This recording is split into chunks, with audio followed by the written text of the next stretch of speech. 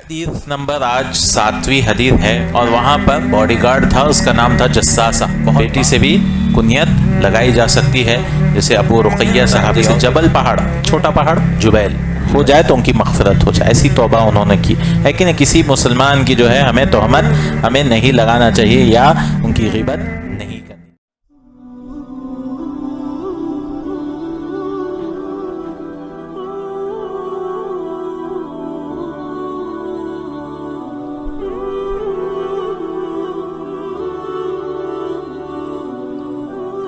ورحمۃ اللہ وبرکاتہ۔ بسم اللہ، الحمدللہ، والصلاة والسلام علی رسول اللہ وعلی آلہ وصحبہ اجمعین۔ تمام قسم کی تعریف و کبریائی و بڑائی اللہ وحدہ لا شریک کے لیے لائق و زیبا ہے، جو ساری کائنات کا خالق و مالک و مدبر ہے۔ والصلاة والسلام ہو آخری نبی مصطفیٰ محمد رسول اللہ صلی اللہ علیہ وسلم پر۔ الحمدللہ یہ کتاب کی شرح پڑھ رہے تھے، شرح اربعین النوویہ، 40 احادیث، اصل میں 42 ہیں، 42 احادیث ہیں امام نووی کی، جس میں سارے ابواب اس میں جمع ہیں۔ اگر کوئی انسان جاننا چاہتا ہے کہ کیا کیا بنیادی احادیث ہے تو یہ احادیث سے شروع کرنا ہے۔ یہ اس میں احادیث رقائق بھی آ جاتے ہیں، رقائق احادیث یعنی دل کو نرم کرنے والے احادیث بھی موجود ہیں۔ اس میں احادیث احکام بھی آتے ہیں۔ احادیث احکام ایسے احادیث ہیں جس سے احکام ہم نکالتے ہیں۔ کوئی کتابوں کے نام بتا سکتے ہیں احادیث احکام کے، جس میں صرف احکام کے حدیث جمع ہے۔ بلوغ المرام من ادلۃ الاحکام کس کی ہے؟ ابن حجر العسقلانی۔ صرف حدیث کون سے لائے جس میں احکام حکم نکال سکتے ہیں؟ اس سے چھوٹی ہے، انسان بلوغ المرام پڑھنے سے پہلے اور ایک کتاب پڑھنا چاہیے، وہ ہے عمدۃ الاحکام۔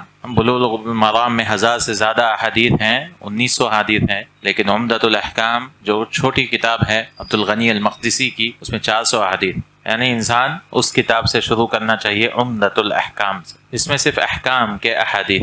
تو یہ حدیث نمبر آج 7ویں حدیث ہے۔ عن ابی رقیہ تمیم ابن اوس الداری رضی اللہ عنہ ان النبی صلی اللہ علیہ وسلم قال الدین النصیحہ قلنا لمن یا رسول اللہ للہ ولکتابہ ولرسولہ ولأئمة المسلمین وعامتہم، رواہ مسلم۔ یہ حدیث کے راوی ہیں ابو رقیہ تمیم ابن اوس الداری، ان کی سن وفات ہے 40 ہجری۔ یہ صحابی مشہور ہیں کیونکہ یہ واحد صحابی ہیں جنہوں نے دجال سے ملاقات کی۔ صحیح مسلم میں جو روایت ہے حدیث الجساسہ کہتے ہیں ہم، جو مشہور واقعہ ہے جس میں یہ صحابی سمندر میں جا رہے تھے اور سمندر کشتی جو ہے طوفان میں آ گئی، اور طوفان میں آ کر ایک جزیرے پر آ کر رک گئی، تو وہاں وہ کھانا پینا تلاش کر رہے تھے۔ لمبی طویل حدیث ہے صحیح مسلم کی۔ تو وہاں پر ایک غار کے قریب جاتے ہیں اور وہاں پر باڈی گارڈ تھا، اس کا نام تھا جساسہ۔ بہت بال تھے، پورا خطرناک آدمی تھا وہ، اب آدمی بھی تھا یا کیا تھا،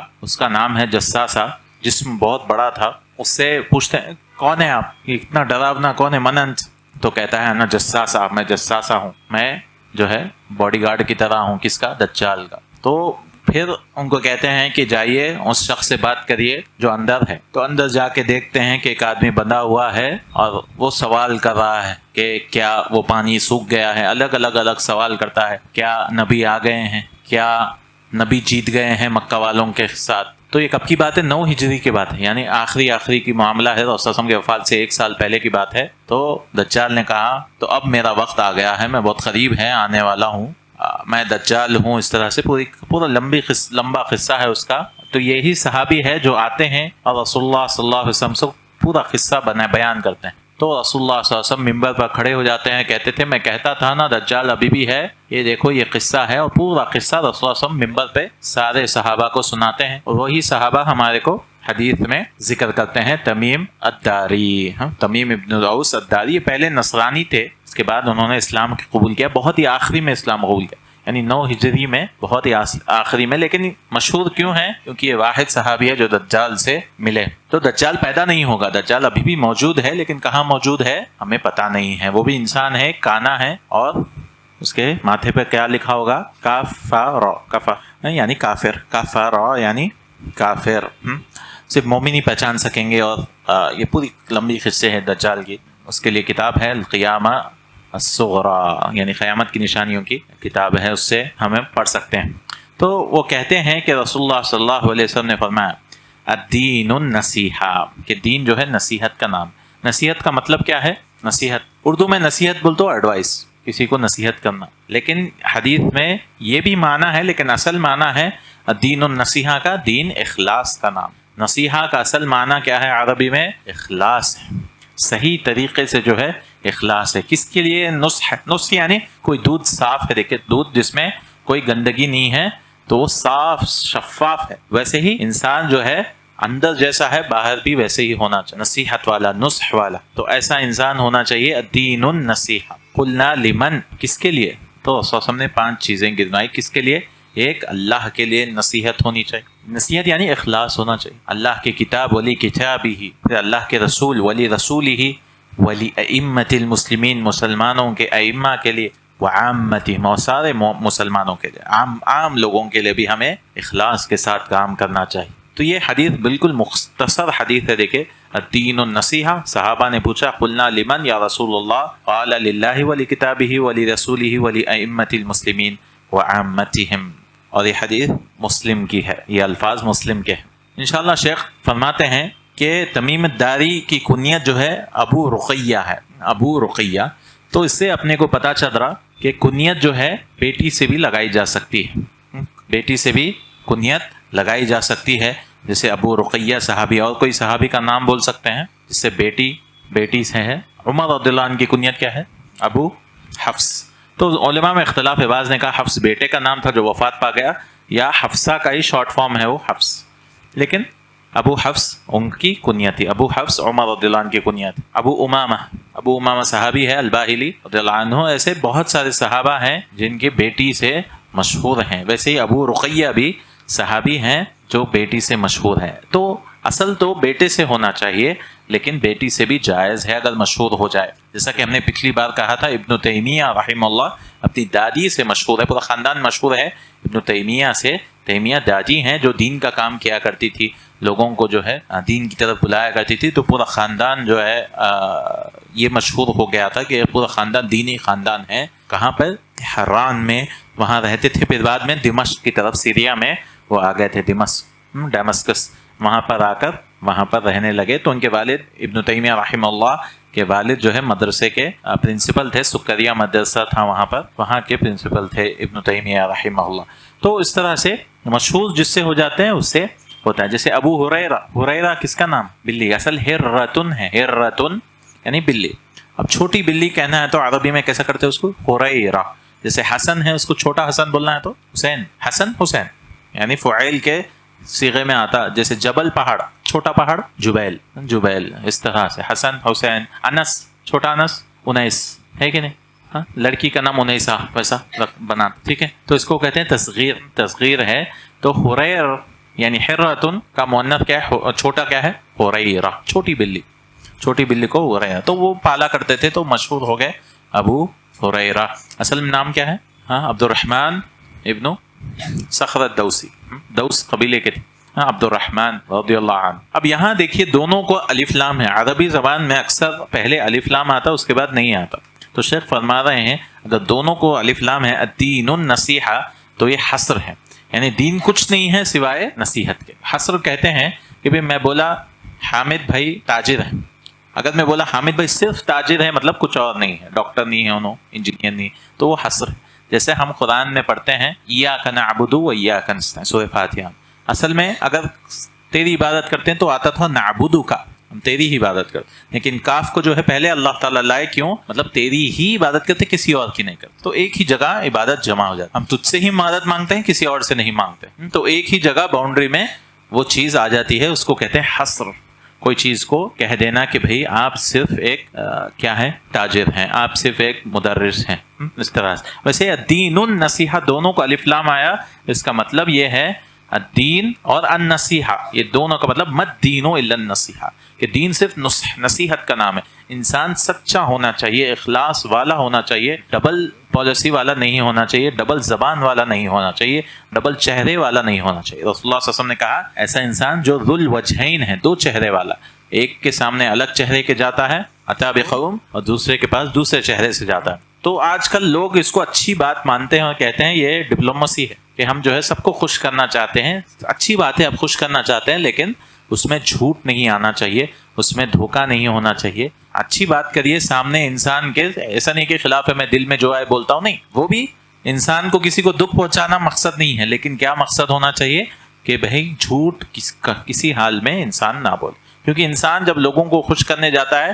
تو جھوٹ کہیں نہ کہیں آ ہی جاتا ہے، تو انسان جھوٹا ہو جاتا ہے اور وہ کذاب لکھا جاتا ہے. تو الدین النصیحہ ہے.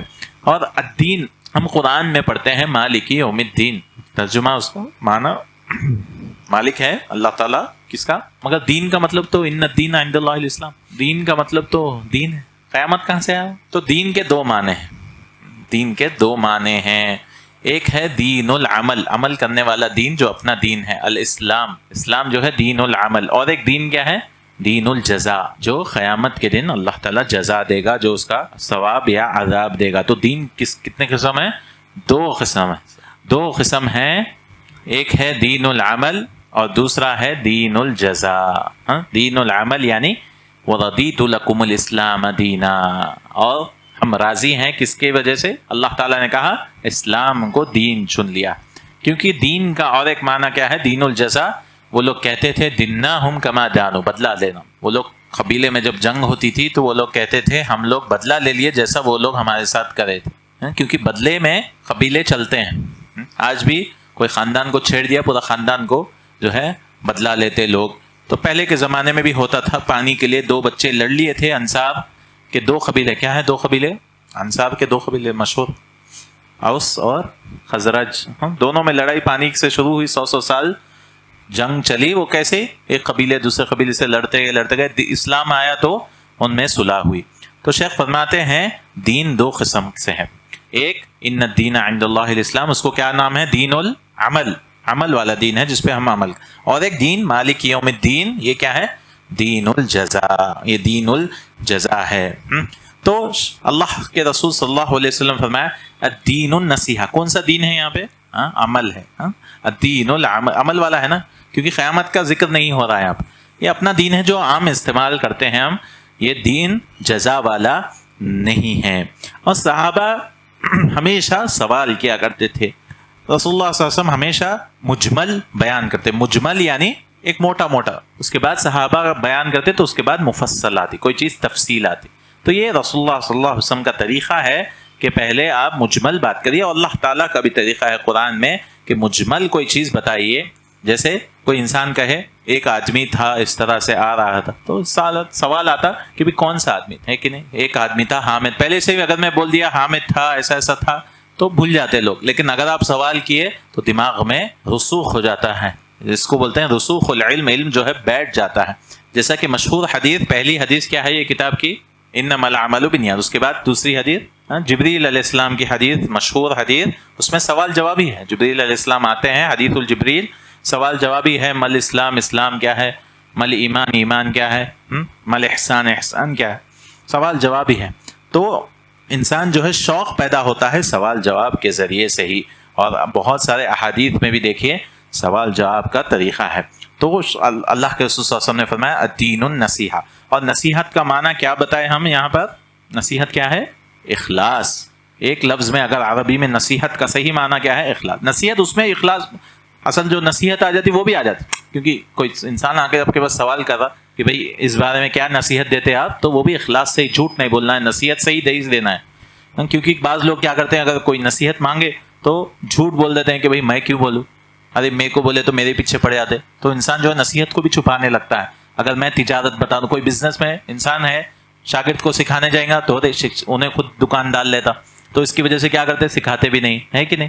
تو ایسا نہیں کرنا چاہیے. انسان ہر ایک کے ساتھ اللہ رزق دینے والا ہے، سب دکان ڈال لیں گے، یہ سب اپنا کام نہیں ہے. اپنا کام نصیحت کے ساتھ سب کو سکھانا ہے. اللہ تعالیٰ سب کو رزق دینے والا ہے. اللہ تعالیٰ یہ نہیں کہا کہ آپ کی دکان رہے گی دوسرے دکانوں کو کچھ نہیں ملتا. آپ جائیں گے ایک محلے میں موبائل کی دکان ہے، 10 دکان رہتے، سب جنے کھاتے پیتے الحمدللہ، سب کی دکان چلتی ہے. اور 11ویں دکان ہے، سب لوگ روکتے کہ بھئی 11ویں ہے تو ہم کیا کریں گے. بھئی یہ 10 دکانیں ہیں، 11 کیا 20 کیا، پورا ایک اڈا بن جاتا ہو، پورا مارکیٹ بن جاتا، موبائل کی دکانوں کا مارکیٹ بن. تو لوگوں کو آ کے بس دکان چننا رہتا ہے کہ نہیں. تو رسول اللہ صلی اللہ علیہ وسلم نے بعض الفاظ میں الدین النصیحہ 3 بار کہا. الدین النصیحہ، الدین النصیحہ، الدین النصیحہ. صحابہ نے پوچھا کس کے لیے؟ لمن یا رسول اللہ، للہ ولی کتابہ ولی رسولہ ولی ائمۃ المسلمین وعامتہم. تب ایک ایک کر کے شیخ فرما رہے ہیں. چلیے، اللہ تعالیٰ کے لیے نصیحت کا مطلب کیا ہے؟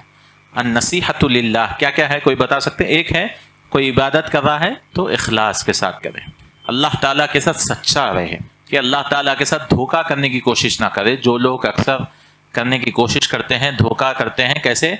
جیسے زکوٰۃ کا معاملہ ہے تو کیا کرتے ہیں رمضان میں، ارے زکوٰۃ میں اتنا سونا ہے تو کیا کرتے؟ بیٹی کے نام پہ 1 مہینہ پہلے کر دیتے. تو کس کے ساتھ کھلواڑ ہے یہ؟ اللہ تعالیٰ کے دین کے ساتھ کھلواڑ. تو اللہ تعالیٰ بالکل ہر چیز جاننے والا ہے. ایسے ہیلے بہانے کرنے کی وجہ سے جو ہے اللہ تعالیٰ کے ساتھ نصیحت نہیں ہے، اخلاص نہیں ہے. تو ہر عبادت اخلاص کے ساتھ ہونا چاہیے، یعنی اس میں کیا نہیں ہونی چاہیے؟ ریاکاری نہیں ہو، لوگوں کا دکھاوا نہیں ہونا چاہیے. رسول اللہ صلی اللہ علیہ وسلم نے ایک مثال دی. کسی کے پاس مثلاً سمجھے 10 بکرے ہیں، 10 نہیں 100 بکرے ہیں سمجھے، تو اس میں 2 جو ہے بھیڑیے گھس جاتے تو کیا حالت کرتے؟ بہت حالت کرتے. تو رسول اللہ صلی اللہ علیہ وسلم نے کہا ما ذئبان جائعان، 2 بھوکے بھیڑیے جو ہے ایسے داخل ہو گئے، اب جو ہے بکروں کو کھائیں گے. اتنا نقصان نہیں پہنچاتے مگر انسان کی 2 چیزوں کی محبت جو ہے پہنچاتی. کیا ہے 2 چیزوں کی محبت؟ ایک ہے حب المال، مال کی محبت میں پورا دین اس کا نقصان ہو جائے. کیونکہ مال میں پیسہ آ رہا نا بھائی، کچھ بھی کریں گے، حلال حرام چھوڑ دو، پیسے آ رہے ہیں، انسان دین بھول جاتا، سب بھول جاتا. اور دوسرا کس کی؟ عزت. عزت کے لیے جو ہے ہم دیکھتے ہیں میڈیا میں بھی رپورٹ آتی، باپ اپنی بیٹی کا قتل کر دیتا صرف عزت کے لیے.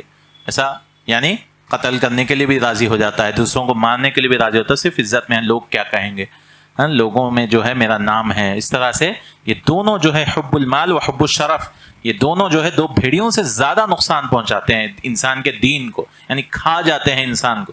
مال کی محبت اور شرف. شرف یعنی اپنے آپ کو عزت، جو انسان کی عزت بچانا چاہیے لیکن حلال حرام بھی نہ دیکھے، بس عزت کے لیے جو ہے شریعت کو پامال کرے، تو یہ جائز نہیں ہے. تو یہ عبادت میں اللہ تعالیٰ کے ساتھ اخلاص ہونا چاہیے، نصیحت ہونا چاہیے، اور اللہ تعالیٰ کے بارے میں علم حاصل کرنا چاہیے، وہ ہے اخلاص. ہم کہتے ہیں اللہ سے محبت ہے لیکن اللہ کے اسماء و صفات نہیں پڑھتے ہیں، اللہ تعالیٰ کے اسماء و صفات نہیں جانتے ہیں. تو اللہ کے ساتھ شہادت گواہی دینا ہے کس کی؟ وحدانیت فی ربوبیت، یہ کہ اللہ رب ہے، مالک ہے، خالق ہے. و الوہیت، اللہ کی عبادت ہونی چاہیے. و اسماءہ و صفاتہ، اللہ تعالیٰ کے بارے میں جتنا ہم جانیں گے اتنا محبت ہمیں حاصل ہوگی، اللہ تعالیٰ کی محبت حاصل ہوگی. تو یہ ربوبیت، الوہیت، اسماءہ و صفاتہ، سارے چیزوں میں جو ہے انسان کیا کر سکتا ہے؟ اخلاص لا سکتا ہے، یعنی نصیحت لا سکتا ہے، نصیحت لا سکتا ہے. النصح للہ سبحانہ و تعالی. دوسرا کیا تھا؟ لمن یا رسول اللہ قال للہ. دوسرا ولی کتابہ، کتاب کے لیے بھی ہمیں اخلاص کے ساتھ کام کرنا چاہیے. قرآن کے ساتھ جو حق ہیں، حقوق ہیں، ان کو ادا کرنا چاہیے. قرآن کو ہم کب چھوتے ہیں؟ قرآن کو رمضان کے علاوہ ہم چھوتے ہی نہیں. تو یہ نصح میں نہیں آتا، نصیحت نہیں آتی اللہ کے کتاب کے لیے. اور اس میں آتا ہے اور ایک ڈیفینڈ کرنا ہے کتاب کو. اگر کوئی بول رہا ہے قرآن کے خلاف تو اس کو رب یذب الانسان، اس کو ڈیفینڈ کرے، انسان دفاع میں بات کرے. کیونکہ انسان کوئی غلطی تحریف کرنا چاہ رہا ہے، زبر سے زیر پڑ دے رہا، تو اس کی جو ہے دفاع کرنی چاہیے. اور آج کل کئی جگہ جو ہے نعوذ باللہ قرآنوں کو جلایا جا رہا ہے، نعوذ باللہ. تو یہ بہت بڑی مصیبت ہے جو یہ لوگ کر رہے ہیں، تو یہ بہت خطرناک چیز ہے. دوسری چیز جو ہے کتاب جو ہے، قرآن میں کیسے کیسی باتیں ہیں بتا سکتے ہیں؟ کیا کیا باتیں آتی ہیں؟ ایک تو حکم آتے ہیں کہ ایسا کرو، ایک توحید، اس کو کہتے ہیں خبر. خبر. اور کیا ہے قرآن میں؟ حلال حرام، یہ کرو یہ مت کرو. قصے. صحیح. تو 3 چیزیں ہیں، ہے نہیں؟ ہے کہ نہیں؟ ایک تو اخبار، اللہ کے بارے میں خبر ہے، قیامت میں ایسا ہوگا خبر ہے، ایسا ہے ایسا. اور دوسرا کیا ہے؟ حلال حرام ہے، یہ کرو یہ مت کرو، یہ کرو یہ مت کرو. اور تیسرا کیا ہے؟ انبیاء کے قصے ہیں. تو اصل میں تو 2 ہی ہیں، وہ اس کو بھی خبر میں ڈال سکتے ہیں، خبر ہی ہے وہ بھی، انبیاء کے بھی قصے ہی ہیں، اخبار ہی ہیں. تو 2 اگر بولنا چاہیں تو اخبار 2 قسم سے، ایک جو گزر چکا، ایک جو آنے والا ہے. گزر چکے میں انبیاء سارے آ جاتے ہیں، سب آدم علیہ السلام سے لے کر رسول اللہ صلی اللہ علیہ وسلم تک. اور جو آنے والا ہے وہ کیا ہے؟ قیامت، جنت، جہنم، یہ خبر ہے. اور ایک کیا ہے؟ امر و نہی، حکم اور اس کے. تو اس پہ تصدیق کرنا. کس کی تصدیق کرنا ہے؟ خبر کی یا حکم کی؟ تصدیق بولتا ماننا ہے. اس کی کرنا ہے؟ خبر کی تصدیق کرنا ہے. خبر جو آیا اس کو بولنا ہے کہ ہاں بھائی سارے اخبار جو بھی قرآن میں ہے سب ہونے والے ہیں، ہو چکے ہیں. کوئی آ کے یہ نہیں کہہ سکتا میں نہیں مانتا جو ہے نوح علیہ السلام کی قوم پانی ڈوب گئی. یہ جو ہے کفر کر رہا ہے قرآن کے ساتھ. تو قرآن نے جو اخبار بتایا ہے، اخبار مطلب نیوز، جو بھی چیز بتائیں، قصے بتائیں، سب پہ کیا کرنا ہے اپنے کو؟ تصدیق کرنا ہے. اور جو احکام ہے اس پہ کیا کرنا ہے؟ عمل کرنا ہے، امتثال کرنا ہے. تو خبروں کو ہم مانیں گے دل سے اور حکموں کو عمل کر کے بتائیں گے، ہے کہ نہیں؟ تو دو چیزیں ہمیں کرنا چاہیے، یہ ہے اخلاص. اور جو چیز سے قرآن نے روک دیا ہے اس سے ہمیں رک جانا چاہیے. تو ساری چیزوں پہ خبروں کو تصدیق کریں گے اور اعمال کو کیا کریں گے؟ عمل کریں گے. اور جس سے روکا گیا ہے اس سے رک جائیں گے. اب قرآن جو ہے یہ لمبی ٹاپک ہے لیکن مختصر طور پر قرآن میں جو حروف ہیں کیا یہ اللہ کا کلام ہے یا نہیں ہے؟ بالکل اللہ تعالیٰ کا کلام ہے. کیا اللہ نے بولا ہے یا نہیں بولا؟ بولا ہے. ہاں تو اشاعرہ نہیں مانتے. اکثر مسلمان کو جائیے بولیے قرآن جو ہے اللہ نے نہیں بولا، اللہ کا کلام نہیں ہے، بولتے کیا ہے؟ بولتے مانے ہیں بس جو اللہ تعالیٰ بنائے مخلوق. اور احمد ابن حنبل رحمہ اللہ کا مسئلہ وہی ہوا، کوڑے مارے گئے. کیوں؟ کیونکہ وہ لوگ کہتے تھے کہ قرآن جو ہے مخلوق ہے. کیوں بولتے تھے وہ لوگ قرآن مخلوق ہے؟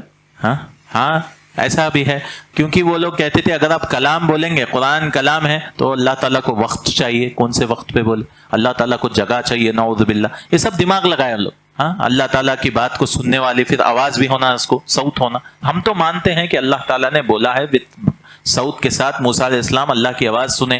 تو یہ سب چیزوں میں جا کے بولے ارے شاید مخلوق ہوں گے. مطلب اللہ تعالیٰ بنا دیے بس، اللہ بات نہیں کرتا، نعوذ باللہ. کیونکہ کہنے لگے کہ بات کرنا کس کی صفت ہے؟ مخلوق کی صفت. بات اللہ نہیں کرتا، نعوذ باللہ. لیکن ہم مانتے ہیں حرف ہو، معنی ہو، جو ہے اللہ تعالیٰ کے کلام ہے. یہ کلام ہے جس کے لیے احمد ابن حنبل رحمہ اللہ کو کوڑے مارے گئے اور سارے ان کے خلاف ہو گئے اور کہا کہ نہیں بولنا ہی پڑے گا، بولنا ہی پڑے گا. انہوں نے کہا میں نہیں بولوں گا، میں نہیں بولوں گا، کیونکہ کوئی دلیل ہی نہیں ہے. یہ سب جو ہے تحریف کرنا چاہ رہے ہیں. کلم اللہ موسیٰ تکلیما، اللہ تعالیٰ نے قرآن میں بھی کہا اللہ نے موسیٰ سے ڈائریکٹ بات کی. یہ سب چیزوں میں نہیں جانا ہے کیسے بات کی، یہ سب چیزیں ہمارے دماغ میں نہیں آتی. اللہ تعالیٰ نے کہا کہ پہاڑ پر اللہ تعالیٰ نے بات کیا موسیٰ علیہ السلام سے. کون سا پہاڑ؟ طور میں اللہ تعالیٰ نے بات کی. یہ سب انشاءاللہ دوسرے اسماء صفات کی بحث میں آئیں گے، لیکن یہ بھی ہمیں ماننا ہے کہ ہر چیز جو ہے اللہ تعالیٰ کا کلام ہے قرآن میں جو ہے. چلیے پھر ہے نصیحت، جو ہے نصح رسول اللہ صلی اللہ علیہ وسلم کے لیے، صلی اللہ علیہ وسلم کی. تو سب سے پہلی چیز کیا کرنا ہے؟ رسول اللہ علیہ وسلم کی اتباع کرنا ہے. ایمان لانے کے بعد کہ رسول اللہ علیہ وسلم حق ہیں، رسول اللہ علیہ وسلم جھوٹ نہیں بولتے، رسول اللہ علیہ وسلم کو جھٹلا نہیں جایا جا سکتا، کیونکہ رسول اللہ صلی اللہ علیہ وسلم صادق و مصدوق ہیں. رسول اللہ علیہ وسلم سچے بھی ہیں اور سچی بات بتانے والے ہیں، ہے کہ نہیں؟ علیہ الصلاۃ والسلام. اللہ تعالیٰ نے فرمایا لقد کان لکم فی رسول اللہ اسوۃ حسنہ. رول ماڈل ہمارے لیے کون ہے؟ وہ ہے رسول اللہ صلی اللہ علیہ وسلم. دوسرے مذاہب میں رول ماڈل ہی نہیں ہے، کیونکہ ان کے پاس بس ایسے ہی قصے کہانیاں ہیں جو ثابت نہیں ہے. کہ دین پہ چلنا بول تو کیسے چلنا؟ کون ہے ہمارے رول ماڈل؟ وہ ہے رسول اللہ صلی اللہ علیہ وسلم اور ازواج جو ہے مطہرات اور پھر صحابہ. تو ہمیں رول ماڈل بنانا ہے تو رسول اللہ صلی اللہ علیہ وسلم اور صحابہ کو رول ماڈل بنانا ہے. اللہ تعالیٰ چاہتا تو رسول اللہ صلی اللہ علیہ وسلم کو امیر بنا سکتا تھا. اللہ تعالیٰ چاہتا تو رسول اللہ صلی اللہ علیہ وسلم کو کوئی پریشانی نہیں آتی تھی، لیکن اللہ تعالیٰ رول ماڈل بنانا چاہ رہا تھا علیہ الصلاۃ والسلام. رسول اللہ صلی اللہ علیہ وسلم کے گھر میں جو ہے بیویاں لڑتے تھے، رسول اللہ علیہ وسلم سے ایک مہینہ بات نہیں کیے. رسول اللہ علیہ وسلم کے بیویاں جو ہے ایک دوسرے جو ہے مسائل ہوئے، یہ سارے مسائل جو ہوئے اللہ تعالیٰ نے سورۃ تحریم وغیرہ میں ذکر کیا. یہ سب کیوں ہے؟ کیونکہ اللہ تعالیٰ بتانا چاہ رہا ہے جب جھگڑے ہو، جب یہ سب چیزیں ہو تو ہمیں اسوہ بنانا ہے. لقد کان لکم فی رسول اللہ اسوۃ حسنہ. رسول اللہ صلی اللہ علیہ وسلم بہترین اسوہ ہے کہ ایسا گھر ہو ہی نہیں سکتا جس میں بحث نہ ہو، جس میں یہ نہ ہو. اصل معاملہ ہے اس کو سلجھائیں گے کیسا، اصل معاملہ ہے اس کا علاج کیسے کیا جائے. یہ اصل معاملہ ہے کہ انسان کیسے جو ہے اس کا صلح کرائے. لمن کان یرجو اللہ والیوم الآخر، جو آخرت اللہ پر ایمان رکھتا ہے اور آخرت پر ایمان رکھتا ہے تو اساس میں بہترین ایگزامپل ہے، اسوہ ہے. وذکر اللہ کثیرا. اور رسول اللہ صلی اللہ علیہ وسلم کے اخلاص نصیحت میں یہ بھی آتا ہے جیسا قرآن کے لیے آیا ہے، وہ ہے رسول اللہ صلی اللہ علیہ وسلم نے جو بھی بات بتائی اس کی تصدیق کرنا. رسول اللہ صلی اللہ علیہ وسلم نے جو بھی حکم دیا اس پر अमल करना, और जिससे रोका उससे रुक जाना। क्योंकि अल्लाह ताला ने कहा कि अगर आप अल्लाह से मोहब्बत करते हो तो क्या करना चाहिए? नमाज पढ़ना चाहिए। क्या क्या करना चाहिए? कुल इन कुंतुम तुहिब्बूनल्लाह फत्तबिऊनी, कह दीजिए कि अगर आप अल्लाह से मोहब्बत करते हैं, यहाँ पे रसूल का भी लफ्ज नहीं है, अगर आप अल्लाह से दावा कर रहे हैं तो क्या करना है? रसूलुल्लाह सल्लल्लाहु अलैहि वसल्लम की इत्तिबा। क्योंकि कई लोग दावेदार मिल जाएंगे, हम अल्लाह से मोहब्बत करते हैं, ये करते हैं, वो करते हैं, ठीक है, ये हदीस है, रसूल सल्लल्लाहु अलैहि वसल्लम ने ऐसा कहा, इस पे अमल करिए। नहीं, अमल नहीं। तो असल दावा क्या है? अमल करके बताना है, वही असल मोहब्बत। ये कुरान की आयत दावा है मगर अमल नहीं है, क्योंकि सिर्फ दावों से जन्नत नहीं मिलती है, सिर्फ जो है दावा नहीं, अमल भी होना चाहिए। ये असल तरीका है कि इंसान जो है कुल इन कुंतुम तुहिब्बूनल्लाह फत्तबिऊनी, तो क्या होता? युहब्बिबकुमुल्लाह, अल्लाह आपसे मोहब्बत कर। यहाँ अल्लाह ताला ये नहीं कहा कि आप अल्लाह से सच्ची मोहब्बत करते, नहीं, अल्लाह आपसे मोहब्बत करने लगेगा, है कि नहीं? दावा तो सब कर सकते हैं कि मैं अल्लाह से मोहब्बत करता हूँ, असल दावा तो ये होना चाहिए कि अल्लाह हमसे मोहब्बत करता है, इसके लिए कोशिश करनी चाहिए कि अल्लाह ताला मोहब्बत करता है हमसे।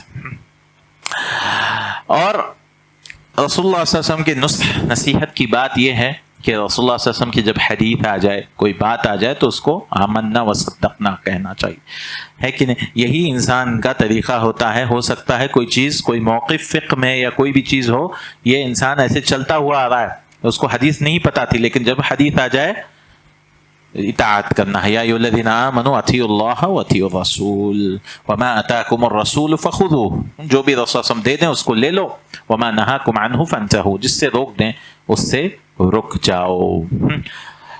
रसूलुल्लाह सल्लल्लाहु अलैहि वसल्लम की मदद भी करना है। कैसे करेंगे मदद? हम दुरूद पढ़कर। बिल्कुल मदद नहीं है वो तो सल्लल्लाहु अलैहि वसल्लम, जब भी नाम आए अलैहि सलातु वस्सलाम, रसूल वसल्लम पर दुरूद भेजना। सल्लल्लाहु अलैहि वसल्लम का मतलब क्या है? सल्लल्लाहु, सल्ला का मतलब क्या है? हाँ, आप पर सलामती है, वो सल्लम में आ गया। सल्ला का मतलब क्या? सलात, नमाज है क्या? वो हम हर वक्त पढ़ते हैं। सल्लल्लाहु अलैहि वसल्लम का मतलब अल्लाह ताला सलात भेजे। कैसा भेजेंगे अल्लाह ताला? तारीफ करके रसूलुल्लाह सल्लल्लाहु अलैहि वसल्लम को फरिश्तों में, फिल मलाइल आला। सलात अल्लाह की नमाज नहीं बोलेंगे उसको, सलातुल्लाही का मतलब है सनाउल्लाह, अल्लाह ताला की तारीफ, फिल मलाइल आला। जो मलाइल आला यानी जो ऊंचे ऊंचे फरिश्ते, जिब्रील अलैहिस्सलाम, मीकाईल अलैहिस्सलाम, तो अल्लाह ताला तारीफ करे और क्या करे? सलामत रखे। आप बोलेंगे रसूलुल्लाह सल्लल्लाहु अलैहि वसल्लम की वफात होगी, तो सलामत रखने का मतलब क्या है? रसूल वसल्लम की, हाँ क्या? आखिरत में सलामती हो, मकाम महमूदा, बिल्कुल। और रसूल वसल्लम का जसद मुबारक जो दुनिया में है कि नहीं, इसकी जो है अल्लाह ताला सलामती रखे, सेफ रखे। और रसूलुल्लाह सल्लल्लाहु अलैहि वसल्लम जो अहादीस है उसको भी बचाना है कि नहीं? ये सारे चीज़ें, ये सब जिक्र में आती हैं। अल्लाह ताला ने कहा है इन्ना नहनु नज़्ज़लना ज़िक्रा व इन्ना लहू लहाफ़िज़ून, बेशक हमने जिक्र को नाजिल किया। जिक्र का मतलब क्या है? कुरान भी आ गया, हदीस भी आ। आजकल लोग जो इनकार करते हैं, इसको नहीं समझते, वो समझते सिर्फ कुरान महफूज है, नहीं, अहादीस भी महफूज है। अल्लाह ताला ने हिफाजत की, क्योंकि कुरान सुन्नत पर दावत तो सब लोग करते हैं, लेकिन अपना दावा क्या है? कुरान सुन्नत किसके हिसाब से? अपने हिसाब से, अकल के हिसाब से, हाँ, सहाबा के हिसाब से, हाँ, फ़हम सलफ़। तो फ़हम को भी बचाना है कि सहाबा ने ये आयत कैसे समझी, सहाबा ने ये हदीस को कैसे समझा, इस तरह से हम बचाएंगे। नहीं तो क्या करेंगे? ये आयत का माना ऐसा है, तो हमें पूछना चाहिए कि आप कौन से सहाबी ने ऐसे समझा? आप 1400 साल के बाद ऐसा लाके ऐसा माना बता रहे हैं कि जो किसी ने समझा, तो आपका ये समझ आपके ऊपर है, सहाबा के मनहज के खिलाफ है वो। तो आप कोई भी बहाना ला लीजिए, यहाँ आकर बात कट हो जाती। आप कोई भी चीज़ बोल लीजिए, कोई भी बहस कर रहा है, बेकार की बात बहस कर रहा है, तो आप बोलेंगे कौन से सहाबी ने समझा, कौन से, जान लीजिए सहाबी छोड़ दीजिए, ताबई ने कौन से समझा, कौन से तबे ताबईन ने समझा, वो बोलेगा मेरे को नहीं मालूम, मेरी दिमाग से आया, हाँ, मेरे समझ से आया, या 100 साल पुराना या 200 साल, इस तरह से उसके ऊपर नहीं जा सकते हो, है कि नहीं? अपना असल क्या है? कुरान सुन्नत अला फ़हम सहाबा, सहाबा के मनहज पर है। क्योंकि अगर वो लोग नहीं समझे थे ऐसा, तो हम कैसा समझेंगे, है कि नहीं? इसलिए अहमद इब्न हंबल रहइमहुल्लाह से पूछा गया कि उन्होंने पूछा, ठीक है, आप बोल रहे हैं कि कुरान मखलूक है, क्या उस रस्म को मालूम था या नहीं मालूम था? क्या बोलेंगे आप? तो उन्होंने कहा मालूम था। अब नहीं मालूम था कैसे बोल सकते? हाँ, तो उसने कहा मालूम था। ठीक है, तो उस रस्म को मालूम था, तो क्या उस रस्म ने बताया नहीं बताया? अगर वो बोलेंगे बताया, तो बताओ कहाँ है। अगर वो नहीं बता, तो उसने बोला नहीं बता, तो मतलब रसूल को मालूम था फिर नहीं बताए, تو اس کا مطلب کیا؟ رسول علم کو چھپائے ہے کہ ایسا ہو ہی نہیں سکتا. اگر رسول کو معلوم تھا اور بتائے تو نہیں ہے. اگر رسول کو نہیں معلوم تھا تو آپ کو معلوم ہو گیا, رسول کو نہیں معلوم تھا. اب کسی بھی بدعت میں آپ جا سکتے ایسا ہے کہ نہیں, میلاد کے بارے میں بول سکتے رسول کو معلوم تھا نہیں معلوم تھا, معلوم تھا تو بتائے نہیں بتائے, نہیں بتائے تو مطلب آپ جو ہے رسول چھپائے, پھر صحابہ چھپائے, دین کو چھپانا نہیں ہے کہ نہیں, تو سامنے والا خاموش ہو گیا. ویسے ہی ہوا احمد ابن حنبل رحمہ اللہ کے سامنے خاموش ہو گیا کہ ہمارے پاس کوئی وہ ہے ہی نہیں کہ آپ کہاں سے لا رہے اپنے دماغ سے. جو ہے یہ معتزلہ تھے جو بولے کہ بھی عقل اونچی یا قرآن کی آیت, نص اس کو کہتے ہیں نص, قرآن کی آیت یا حدیث. تو انہوں نے کیا رکھا اوپر؟ نہیں رکھے. معتزلہ عقل رکھے اوپر. کیوں؟ بولے کہ بھی قرآن کو سمجھنا ہے تو عقل ہونا, تو اس لیے پہلے عقل میں سمجھ میں آیا تو لے لیں گے اپن, نہیں سمجھ میں آئے تو چھوڑ دیں گے. ہو سکتا جو ہے حدیث ضعیف ہو سکتی ہے ایسا ایسا بہانے کے, تو عقل سلیم ہے بولے. ہم کہتے ہیں نہیں, سب سے اونچا کیا ہے؟ نص ہے. نص یعنی قرآن سنت ہے. عقل میں آئے یا نہ آئے بات کی بات, کیونکہ ہمیں ایمان لانا ہے کس پہ؟ غیب پر ایمان لانا ہے. یہ نہیں کہ سب چیز سمجھ جائیں گے اپن, ہے کہ نہیں. تو یہ قرآن کے ساتھ اور رسول کے ساتھ نصح ہے, نصیحت ہے. چلیے انشاءاللہ تعالی ایک اور بات آخری انشاءاللہ کر کے اپنی بات ختم کریں گے, وہ ہے ائمۃ المسلمین کے ساتھ نصیحت. دو قسم کے امام ہیں, کوئی بتا سکتے ہیں کون سے دو امام ہیں؟ ایک ہے ہاں نہیں ویسا امام نہیں, ائمہ جیسے اللہ یہاں پہ دعا کیے ہیں وَجَعَلْنَا لِلْمُتَّقِينَ إِمَامًا, کہ ہم کو متقین کا امام بناؤ. اس کا مطلب کیا ہے؟ نیک صالح. ایک تو علماء ہیں جو امام ہیں, اور دوسرے کون ہے امام؟ امراء, لیڈرز, جو پولیٹکس, وہ ہے. دو قسم کے امام ہیں. ولی ائمۃ تو ان کے ساتھ بھی نصیحت ہونی چاہیے. ایک ہے علماء کے ساتھ. علماء کے ساتھ کیسی نصیحت ہونی چاہیے؟ ان کی عزت و احترام, ان کی بات جو ہے ان کی غیبت نہ ہو. ہم جیسے سلف میں کہا جاتا تھا لحوم العلماء مسمومہ, کہ علماء کا گوشت کیا ہے؟ زہریلا ہے. آپ عام انسان کی غیبت کریں گے تو وہ تو غیبت ہے, لیکن علماء کی غیبت, کچا گوشت جو کھا رہے ہیں بھائی کا, عالم کا, تو وہ زہریلا ہے. کیونکہ اس سے کیا ہوتا ہے؟ اس کا اثر موت قلبہ قبل موتہ, اس کے مرنے سے پہلے اس کا دل کا موت ہو جاتا ہے. وہ ہر عالم سے جو ہے بیزار ہو جاتا ہے, وہ دین سے بیزار ہو جاتا ہے. جب بھی آپ بیٹھیں گے اس کے پاس عالم یہ عالم وہ عالم یہ عالم, اس طرح سے وہ بولتے رہتا ہے, تو اس کا کیا انجام ہوتا ہے؟ اس کا دل مردہ ہو جاتا ہے.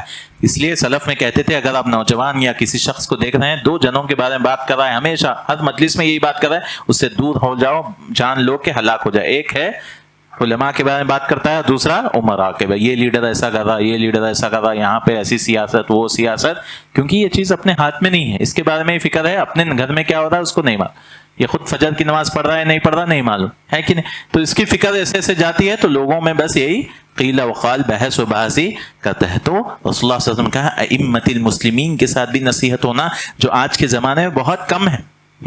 جیسے مسلمان ممالک ہیں, وہاں کے جو امام ہیں, جو وہاں کے جو لیڈر ہیں, ان کے ساتھ جو ہے مغربی تہذیب کیا ہے, لیڈر کے ساتھ آپ کچھ بھی کر لو, لیڈر کو برا بھلا کر لو, لیڈر کو گالیاں دے دو.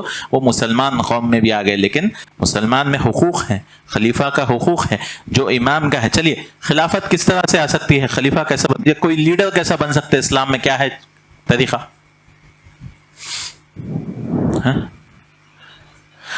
نہیں کون ہے, نہیں بول رہا ہوں, کیسا بنا سکتا ہے؟ آپ کو لیڈر بننا ہے بھائی, کیسا بنتے؟ تو چار طریقے ہیں. ایک ابو بکر صدیق رضی اللہ عنہ کیسا بنے؟ مشورے سے, شورا بولتے, کنسلٹ, پورے مل کے صحابہ جمع ہوئے مشورے سے. پھر عمر رضی اللہ عنہ کیسا بنے؟ کون بنائے؟ ابو بکر صدیق رضی اللہ عنہ جو پرانے خلیفہ ہیں چنے. تیسرے عثمان رضی اللہ عنہ کیسے بنے؟ وہ بھی شورا سے 6 لوگوں کو عمر رضی اللہ عنہ بنائے. پھر علی رضی اللہ عنہ کیسے بنے؟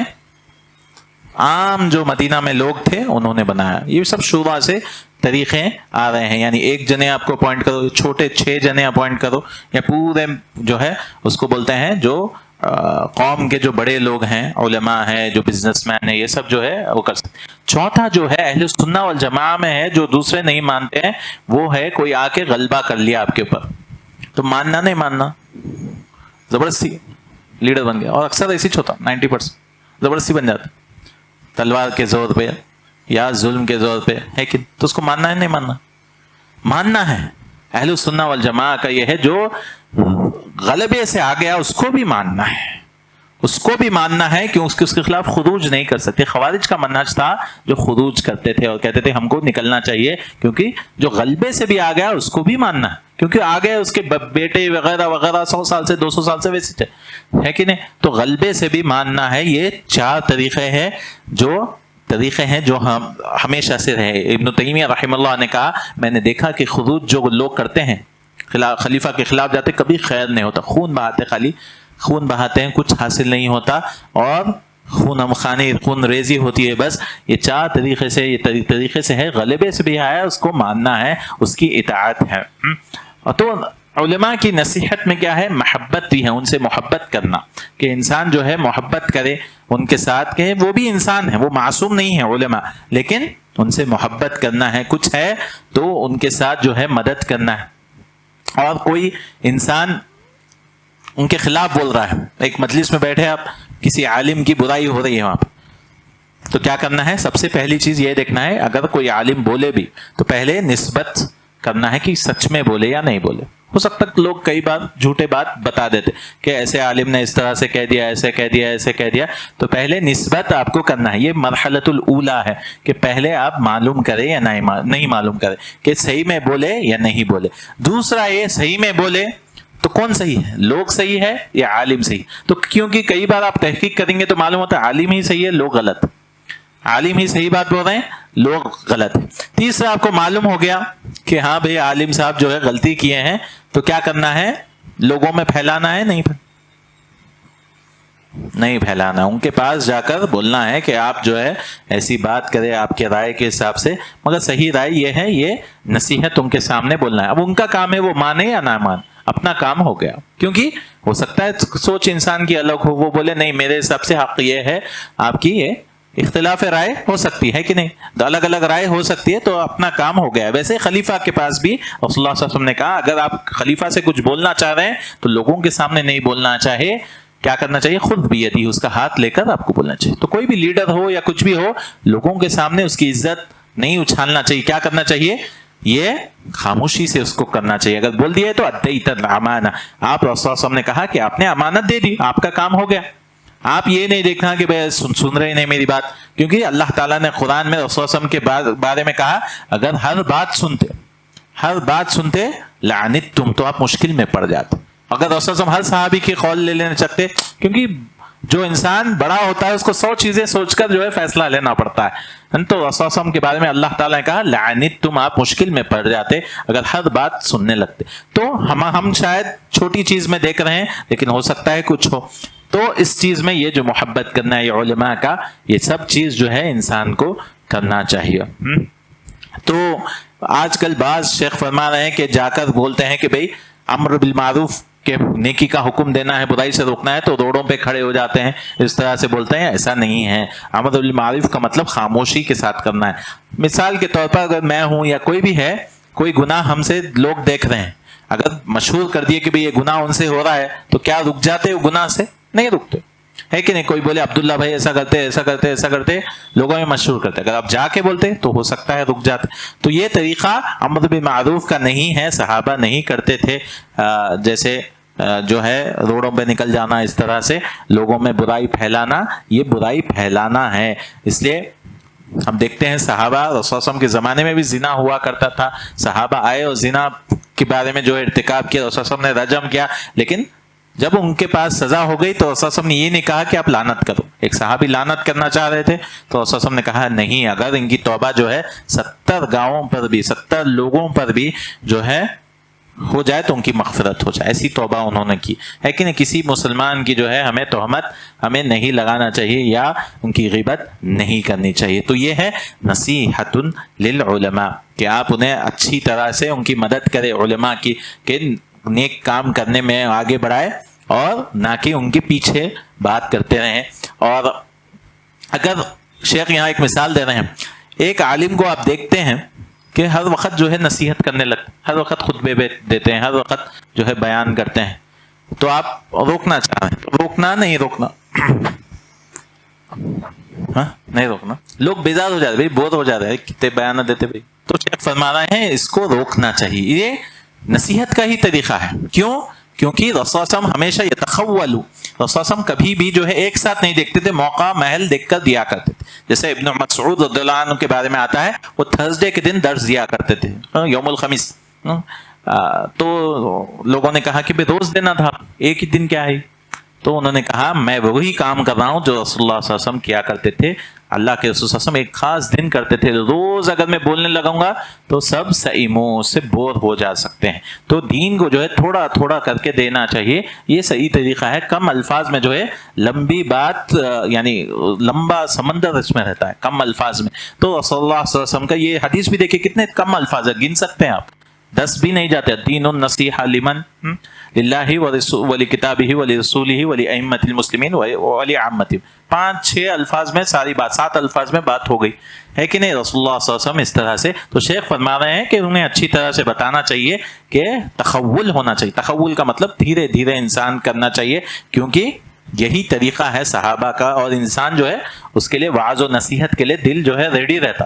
اگر آپ روز وغیرہ جو ہے بھاری بھاری بھرکم باتیں کریں گے تو اس کی وجہ سے مشکل ہو جاتی ہے انسانوں کو سمجھنے کے لیے۔ انشاءاللہ تعالی حکمران کے بارے میں اور کچھ باتیں شیخ لا رہے ہیں، انشاءاللہ ہم آگے ذکر کریں گے۔ کسی کے پاس کوئی سوال ہے؟ نہیں؟ چلیے، اللہ تعالیٰ سے دعا ہے اللہ تعالیٰ ہم سب کو علم نافع و عمل صالح عطا فرمائے۔ وقولوا قولی ھذا واستغفر اللہ لی ولکم ولسائر المسلمین، سبحانک اللہم وبحمدک، اشہد ان لا الہ الا انت، استغفرک واتوب الیک۔ السلام علیکم ورحمۃ اللہ۔